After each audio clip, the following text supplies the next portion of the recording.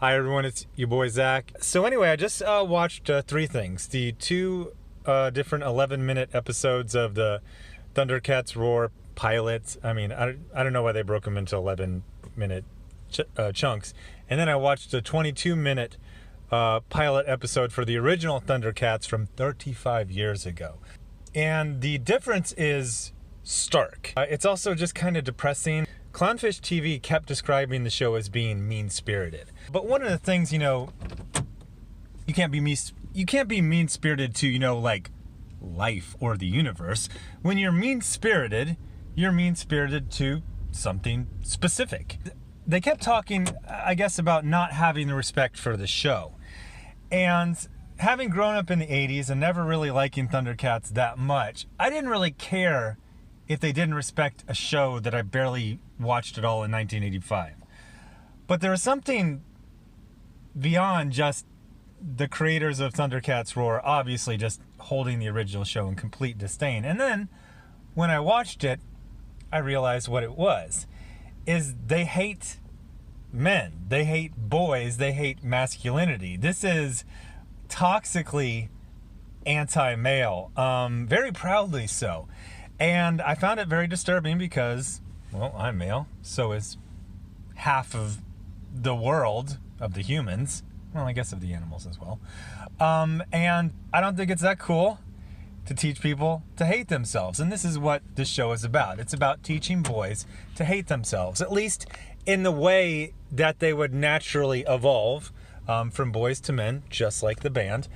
It basically teaches them to be some sort of non-boy, non-man, self-hating being for their entire life. As I said, I grew up in the 80s. I kind of remember Thundercats. The main thing I remember about it was the symbol was awesome. Everyone loves that, Thundercats symbol. And the beginning animation was fantastic. So if it was ever on, I would just watch the opening crawl and then I would stop. Why did I not like it? Well, I might have been the most pedantic kid that ever existed.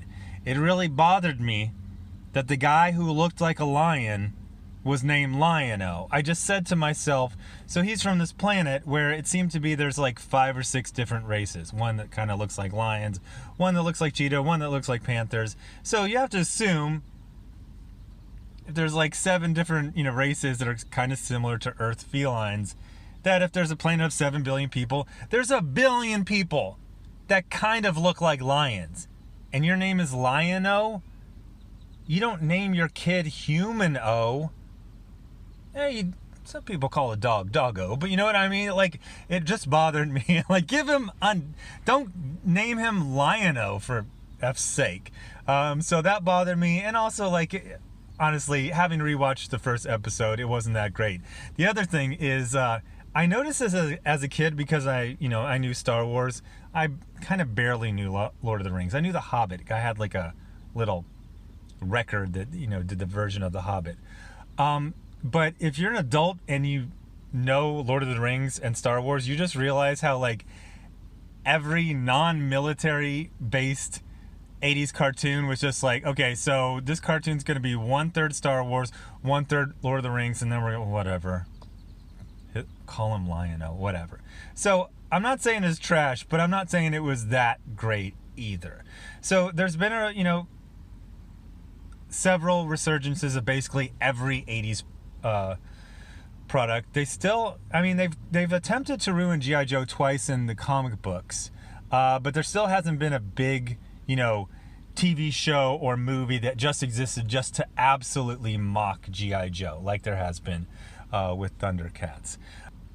This is aggressively anti-male propaganda. So what is Thundercats Roar about? Well, it's about how Lion-O is stupid, how being adventurous is foolish and selfish, and that's basically it. Every kind of normal thing that would interest a boy, being tough, being strong, going adventures, venturing out, there's a plot element. I'm just going to refer to it as one pilot, even though it's 2 episodes. There's a plot element in Thundercats Roar that Lion-O is stupid and selfish because he wants to explore a planet he just got to. every instance of attempts at heroism or bravery are soundly and roundly mocked, and how they defeat the villain is a random happenstance by effectively a completely different group of these robot bears who like to build things. And at the end, we find out that Lion-O almost learned his lesson to rigidly seek out consensus and to be risk averse. This is the lesson. This is the lesson of something called Thundercats, of a boys' adventure franchise. Now, why did this happen? One thing I consistently kept thinking about through this is the latest She-Ra reboot, supposedly led by Noelle Stevenson. I'm going to put an asterisk about the size of the sun after that. Noelle Stevenson has an agent who has a I've done a video about this. He kind of saw around the curve of culture to see that you could basically weaponize and monetize people's identity, specifically their gender identity or sexuality. So he kind of found himself this client base, and he's been extremely successful about that. I do actually believe that Noelle Stevenson has a guiding hand, but the belief that, basically her third gig in animation and she did this, I'm going to press F for doubt on that one. Same thing happened when Good Will Hunting came out, and they were like 26 and they got, nominated for Oscar. Everyone was like, I had a friend who was a screenwriter, and he was like, yeah, they did not do that screenplay by themselves. Now, it's always possible, but that's just my theory. So She-Ra is, and I've seen probably, 6 episodes all the way through, probably another 6 bits and pieces. She-Ra is pretty solid. It bears, about 50% resemblance to the original She-Ra. But what it has is a lot of heart, and it has a lot of respects for girls and women and girls growing into women. That being said, there's an extremely strong propaganda element into that, but it's not about hating women. It's actually the opposite. That's a whole nother video, and I probably need to know the show better but that subject is out there. It seems to really love the characters, and it likes the idea of adventure. It likes the idea of friendships and relationships, and it really likes the growth of these characters, the She-Ra characters, who are very, very, very specifically made for girls. The She-Ra crew was very proud, and the streaming service Netflix was very proud to show off that their entire writing crew, at least originally, was all women. And they said this is a show for girls. It's run by women, and we're going to go in that direction. And I think that She-Ra is a rousing success. Thundercats Roar, on the other hand, is I don't want to say hyperbole and say everything wrong with current year, but it's a checklist of all the symptoms, not the Simpsons, the symptoms. The showrunner is a fat, beardy, male feminist hipster. There were apparently massive problems behind the scenes. I did my original video reviewing the trailer in May of 2018, and just the first two, essentially the pilot, came out in January of 2020 with no real hint when the other episodes will come out. Compare this to She-Ra, which I believe is on its 4th. It's a mini season. I think this 3rd or 4th one, it had like 10 or 12 episodes, whereas the other ones had like 6. But it's on its 3rd or 4th iteration, and it's really grown. Like, characters have grown into leadership roles. Characters have lost parents or parental figures and taken their mantle. So it's a real show that really respects the franchise, its own take on the franchise, but really, it wants to guide girls to be women. It wants girls to have respect for themselves, to love themselves, to see the world in a wider stance. And Thundercats hates boys and wants boys to hate themselves. It mocks basically everything every boy likes when he's growing up. You go out, you get in fights, you ride bikes, you crawl up in trees, you fall out. I don't know how I didn't die of tetanus when I was 10. I scratched myself on so many rusty nails making these tree houses and all these types of things. But the idea that you would take, now a lot of people concentrated on like the hipster Tumblr art look, and funnily enough, I'm going to explain this, and I still think people are not going to get what I'm saying. I was a 3D animator, but I was trained in a school where they also did 2D animation. And so when I say this has pretty good animation, I'm not talking about the character designs or the story. What I'm talking about is the flow of the arcs, you know, on the movement. And this is actually above, honestly, most of the Cartoon Network. What I'm saying is it's not essentially cut out figures who don't change their proportions and can only kind of like move in one plane. It's better than that. So the animation is above average for Cartoon Network. But the show as itself hates the franchise, hates the audience, and just aggressively wants to create an entire generation of neurotic, miserable boys and men. Now, was this the only take on Thundercats? Absolutely not. But this is the one that Cartoon Network picked. Again, She-Ra is not perfect, and there is a strong, okay, I'll just say it. There's a heavy, just like comic books like Marvel Comics where they basically present like half of the women as lesbians, She-Ra presents about more than half of the female characters as either lesbian leaning, or completely disinterested in men, asexual. So that's one of those things where it's pretty evident from the beginning, but the more you watch about it, it's really, really heavy-handed.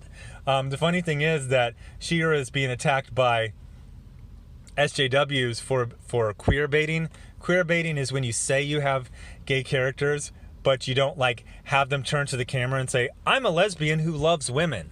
I gotta tell you, She-Ra is the least qualified to be accused of queer baiting. Basically, half of the characters are obviously gay or asexual. So no. Like, you don't need a character to say, "I'm a lesbian," and look into the camera to know that they're very obviously lesbian. But anyway, getting back to Thundercats Roar, the aggressiveness of the hatred of boys and adventurism is completely off the chart. Lion-O is an idiot. He's a fool. He's a blowhard. They do this fake, you know, like the fake hero voice that they're like, "Don't worry, I'll save you." But then he doesn't save anyone and he's a complete idiot. That being said, I just rewatched the 1985 Thundercats pilot, in which, again, it's not very good, but basically there's a planet that's going to explode. So there's a fleet of ships that is escaping. They have these mutants who don't like them for some reason. They're picking off the ships. Once ship is not picked off because it has the Sword of Omens, which is valuable, so the mutants are trying to get it, and then they are boarded. They introduce all the characters, although it's the first 5 minutes is really weird because they seem to say that since they're cat beings, they don't need to wear clothes. They later get tights that are called their like armor, but it's weird as hell watching the first 5 minutes. You're like, where's everyone's clothes? They're like, well, they're like cats. It's like, you know, no. This is weird. Please, can you please get their battle uniforms? But Lion-O is introduced, and I think he's supposed to be like 10. He acquires the Sword of Omens, and he basically has to, their ship is being boarded. Now, they've just seen all the other ships destroyed, everyone aboard killed, and they've seen their planet killed. Stakes is high. That being said, Lion-O is a kid. So he holds up the sword and he's quite afraid. So bad guys come in, the sword kind of activates, and then they run away. Now, all the other characters except for 2 of them are adults, and they come into the 10-year-old Lion-O and they congratulate him for standing up and being brave. And he says, you know, well, the sword did most of it, which is kind of true, but the sword doesn't wield itself. The sword has to be wielded by someone with heroic qualities, even if it's just to lift it while you're completely bluffing. So this is a very basic thing of, you know, boys, you know, being afraid but feeling the need to show bravery and strength, and how do you do it? Honestly, half of it's just bluffing. I mean, they used to tell us that in Marine Corps boot camp all the time. One of my DIs, he'd be like, you know, if you don't know what you're doing, just fake the funk. Just fake it till you make it. I read this thing on Facebook. probably fake. It was about David Bowie talking to this kid who was nervous, and he basically said, you know, hey, look at this mask I put. And, you know, there was no mask. It was just, you know, invisible. He's like, I put this on, you know, before I do a performance. I'm still scared, but, you know, I put on this face of not being scared, and it gives me some courage to go out there and do it. And he's like, here's a mask for you. So I said this in my original video from almost 2 years ago, which I didn't really pay attention to. I thought it was a good video.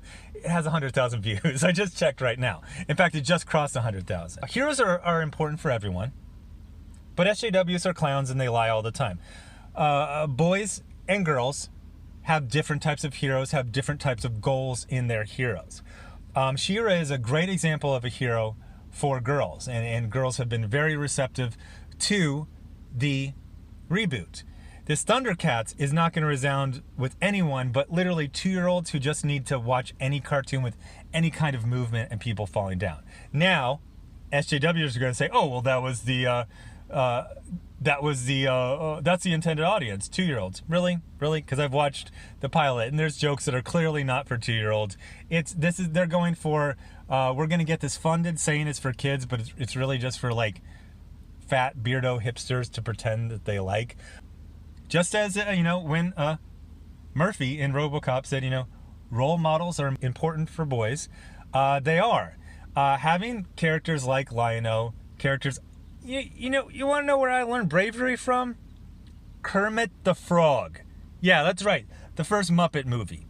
I was watching that, and at one point he goes out. There's this guy who's got a restaurant. He wants to make frog legs, and I forget why he wanted to get the other Muppets. But basically, it's serious. Like, and Kermit steps out, and I had a realization. And I had the same realization when I watched A New Hope at the beginning, when the ship is being raided. It's like those soldiers who went to, you know, stop Darth Vader and the stormtroopers from entering the ship, and Kermit the Frog, when he stepped out, they didn't have to do it. They had a choice to not do it. They had a choice to let someone else do that for them, and they were obviously scared.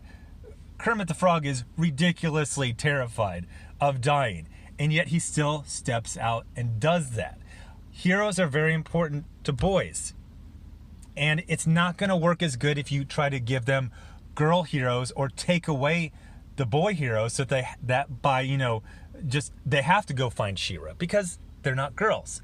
They're going to identify with boys and men first. You know, they like, SJWs like to talk about bullying and suicide, but, you know, everyone goes through those tough times. And definitely for me, especially as a kid, I would call on, you know, heroes I had, you know, Snake Eyes, Luke Skywalker, Indiana Jones. You know, Snake Eyes, they didn't really show him being afraid, but definitely Indiana Jones and Luke Skywalker, they would show them being afraid, but they would, you know, tough it out. And, you know, you like to talk about suicide rates for all these different type of kids, but then you take boys and you basically tell them, be soft, be feminine. Your natural urge for adventure and to prove yourself and to be strong, those are toxic traits that we need to hammer out of you. So when that boy comes up against some adversity, what is he supposed to call on? He's got to be like She-Ra, but he's not a girl. These SJWs are trying to basically eliminate male heroes, mock them, eliminate, you know, traditional male traits like liking to be adventurous. The idea of having an adventure franchise that makes fun of adventurousness is absolutely ridiculous. She-Ra's not doing that. Thundercats is. And, you know, it's this stuff is serious. You know, they like to talk about suicide. They like to talk about school shootings and things like that. But you can't always tell the teacher. You can't always tell the parents. In fact, sometimes when you tell the teacher or the parents, they don't get it. They don't get how serious the stuff you're dealing with is. So what do you call on? You're 6 years old. You don't have any life experience. You call on your heroes. You call on Kermit the Frog, Luke Skywalker, Lion-O. You remember some situation. In this situation, at the end of the pilot of the first one, they have to go into suspended animation for, you know, like a decade. The capsules on the other people, they don't age, but there's something wrong with Lion-O's, and he ages like a decade. So he gets out, he's an adult. and he has to hold off all of these bad guys while, defend his friends. This is the complete opposite. For some reason they like to go like point by point to like copy the original pilot, and then they completely flip the moral is, be brave, stand up, you're going to have to defend people, there's not going to be people to help you. And then the other one is being brave and adventurous is stupid, wait for help from others, hopefully you'll never even have to step up at all. And that's not cool, and it doesn't help boys at all, and it certainly doesn't help them to become men. I know this shocks and astounds people and it makes them go crazy, but men and women are different. If some crazy homeless guy comes in with a knife to your workplace, somehow he gets in. I used to live in the Bay Area. Stuff like this actually does happen. Your female boss is completely allowed to hide in her, office. All the women are socially allowed to just run away. It is expected for the men to go up and block that homeless guy, do something. When push comes to shove, the people that are taller and stronger are expected to do something. You're taking the people, boys, who are going to grow up to be men, to no matter how many, soy lattes you give them, are still going to be stronger than almost every woman. And you're taking all those heroic, brave, masculine traits out of them. What are you going to do in 20 years when you've beaten all of these male traits, these masculine traits, out of an entire generation of boys? Is Cheryl from accounting going to go take on that, homeless guy with a knife? No, she's not. She has effectively zero upper body strength. She's soft, she doesn't have any muscle tone, and she doesn't have that natural aggressive instinct. The men are going to have that, but these men in, name only that you want to raise are going to be completely flustered, emotionally constipated about what to do in this situation. So what are you going to do? Do you, SJWs, especially female SJWs, do you want to live in that world that you're creating? I don't think you do. In fact, I know that you don't. So all you've done is basically injected neuroses into as many boys as you can for an entire generation. And then like some sort of taster's choice challenge, Pepsi challenge. Let's see what happens when we tell boys that it's bad to, be aggressive. It's bad to be masculine. It's bad to be adventurous. I know that you do not want to live in the world that you are creating, SJW. So anyway, thanks for watching. Subscribe. Make sure you're still subscribed. Hit the bell for notifications. Thanks to everyone giving to the GoFundMe and the Indiegogo. You're funding original content and an original lawsuit. Links are in the description. And I'll have another non-Thundercats video up later today. Thanks. Bye.